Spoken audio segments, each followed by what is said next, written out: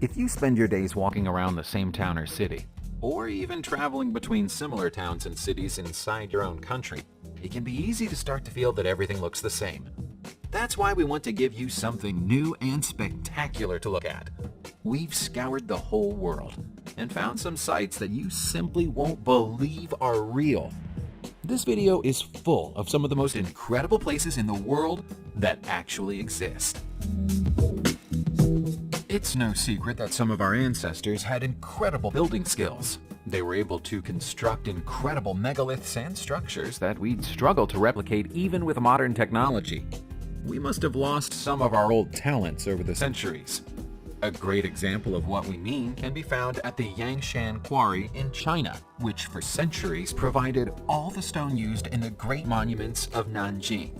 Its most remarkable artifact is the unfinished giant stele that sits at the heart of the site and seems to have been abandoned in a state of half completion during the time of the Yongle Emperor during the 1400s. The emperor wanted the stele for the Ming Shaoling Mausoleum to honor his father.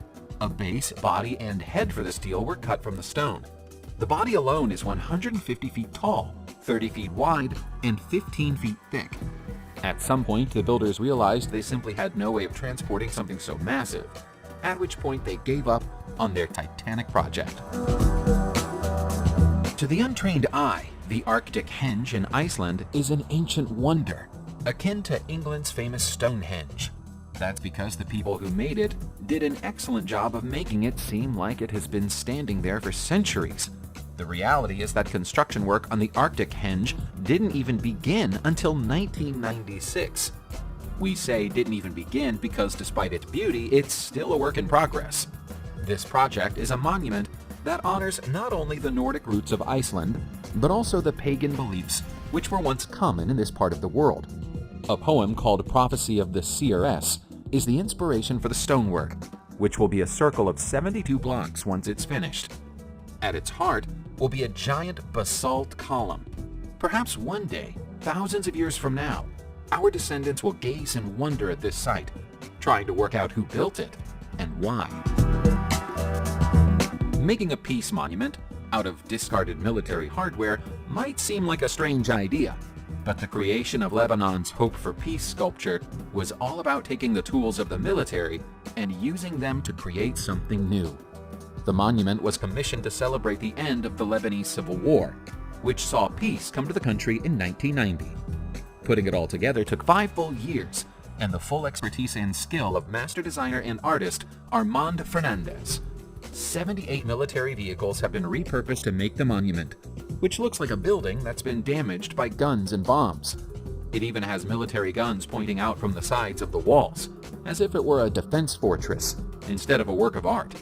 Military enthusiasts might be interested to know that somewhere within the 5,000 tons of concrete are Sherman Fireflies, Charioteer tank destroyers, M47 Patton tanks, Saladin armored cars, and multiple anti-tank guns. It's unconventional, but it's better they're used this way than for their originally intended purpose. Giaula Island, just off the coast of Posillipo in Italy, is a place of almost otherworldly beauty. It's a shame that some people consider it to be cursed. From a distance, it looks like little more than a pair of rocks, but as you get closer, you'll see a tiny stone arch connecting the two of them together. Back in the 1800s, it was occupied by a mysterious hermit known only as the Wizard. But by the end of the century, it had been bought by the owner of a fishing company, who built the island's distinctive villa. From there, it's passed into the private ownership of many wealthy people, all of whom are said to have suffered great personal misfortune shortly after purchasing Giaula. By 1978, superstition about this beautiful island had grown to the extent that nobody wished to live on it, and so the government took ownership. It's been abandoned ever since, with the villa falling into disrepair after standing empty for over 40 years. It doesn't take a great leap of the imagination to work out why the Grand Falls in Arizona is known better to the locals as Chocolate Falls. In fact, just one quick look at the color of the water should tell you everything you should need to know. The brown shade isn't the only remarkable thing about the falls, though. With a height of over 185 feet, it's taller than the Niagara Falls. You have to time your visit very carefully if you want to see Chocolate Falls in all its glory. For most of the year, the waterfall is little more than a gentle trickle. It was created by a huge volcanic eruption at Miriam Crater more than 100,000 years ago, which redirected a river and carved the falls into the rock. The water that runs here is melted snow, making its way down from the ironically named White Mountains. As the water makes its 70-mile journey, it picks up sand and salt, resulting in the unusual chocolatey brown spillage. Proving that great things can come from humble beginnings, Chefchaouen in Morocco was once a refugee camp.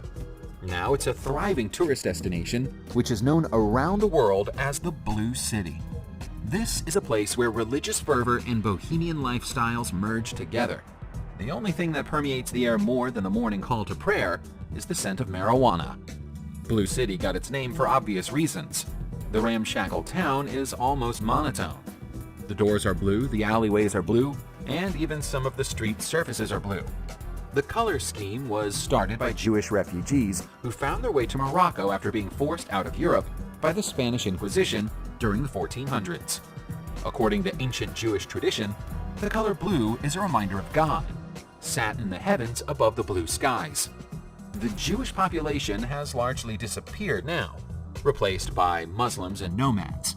But all the people who've set up home here in the past 600 years have decided to keep the traditions of the color alive. There's something decidedly spooky about the dark hedges in County Antrim, Northern Ireland, but only if you go to look at them at night. During daylight hours, they're beautiful and inspiring, like something from a fairy tale. In truth, the trees were never supposed to become as overgrown and foreboding as they are. They were originally planted to line the way to a manor house, and they were supposed to be welcoming. The owners of Grace Hill House had underestimated the power of nature, though, and not long after they were planted in the 18th century, they'd grown, bent, and warped out of control. The beech trees have become iconic, and have served as the backdrop for many popular television shows and movies. Several scenes from the recent hit series Game of Thrones were filmed here. As with anything that looks a little sinister, there's a ghost story about the trees. Keep your eyes out for a spectral gray lady who's been known to follow people down the road. There are so many beautiful things to see in Thailand that it almost isn't fair that they're all packed into the same country. But here's one a lot of people don't know about. It's Praia Nakhon Cave in Samrio Yacht. Most of it is a natural formation, a beautiful coincidence of nature that traps the morning sun as it peeks through the cavern's roof and illuminates the floor. Legend has it that the cave was discovered by accident some 200 years ago, after a local ruler was forced to abandon his ship in a storm and seek shelter on the land. He was immediately struck by the assembly of stalactites and stalagmites, and the walls of trees stretching up toward the light. In 1890, in preparation for a visit by King Rama V, a pavilion was built on the cave floor, positioned perfectly to catch the rays of the sun. Many subsequent kings have visited Praia Nakhon in the years since, and have signed the walls to mark their visit. Here's another place that was named by people who like to state the obvious. It's Slope Point, which is the southernmost reach of New Zealand's South Island. This isn't a place that the faint of heart should even consider coming to visit. The cliffs of South Island are rugged, ragged, and ripped. Harsh winds tear through the land, and very little can stand in their way, especially not the trees, which have been bent almost beyond all recognition. Instead of being bent straight back, though, they permanently lurch to the side, with their branches having grown in their unusual pattern to enable them to survive in their harsh environment. The trees were planted by local farmers, who were trying to protect their sheep from the Antarctic winds. The strategy worked, but only at great cost to the trees. Unsurprisingly, very few people choose to live here. The farmers are hardy souls, but aside from the farms and the trees, the only feature on Slope Point is a sign which points out your proximity to the South Pole. The Crucivo Macedonium is a monument and testimony to an early 20th century uprising in North Macedonia, but you'd never know that from looking at it. The monument is a tribute to all the souls who perished in 1903, when the Macedonians rose up against the might of the Ottoman Empire, an event that set the wheels in motion for Macedonian independence. Very few people from that time were still alive when the monument was erected 70 years later. If they were, they might have asked the artist what this strange shape had to do with their noble struggle. Apparently, its design is based on the shape of a heart valve, but painted white and covered in stained glass windows. The modernist style is very much at odds with the authentic medieval town which it overlooks. But the contrast is all part of its charm. The most important thing is that the residents of Macedonia love it, and they do. It even features on their banknotes, and it's known as a national symbol of freedom. Subscribe to the channel and turn on notifications, and you will be the first to know when a new video comes out. Thank you for watching, and see you soon.